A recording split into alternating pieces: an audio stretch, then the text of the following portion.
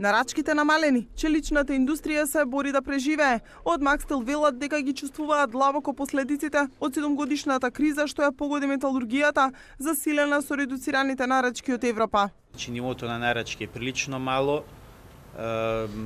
искомбинирано, да речеме, економската ситуација генерална во Европа, која што е моментално нашиот главен пазар, и летниот период кој што традиционално е секогаш, да речеме, послаб период за челичната индустрија. Моментално, значи, немаме некои оптимистички очекувања од наредниве месеци. Од Макстел информираат дека обврската од државата за воведување на еколошка дозвола е исполнета, но бидејќи се работи за голема инвестиција од 22 милиони евра, треба државата да помогне по примерот од соседството.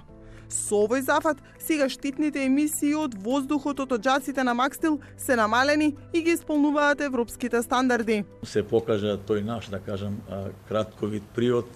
Ние повеќе сме задоволни да затвориме фирма кој да затвориме, и тога државата македонска се декларира дека таа нема да помага во ова, независно што праксата на таквите национални стратегии во цел свет беа да државата дава олеснување, значи пак не дава грантови бесплатно, него да кажеме олеснување преку некои кредити што ги даваат банките, олеснување преку намалување на одреден период, да кажеме, на таксите и налози што се плаќа. Да кажем, ДДВ-то ти го дава да го користиш нареден од период од 5 години, да го користиш за да го направиш ова, а после да го враќаш како кредит.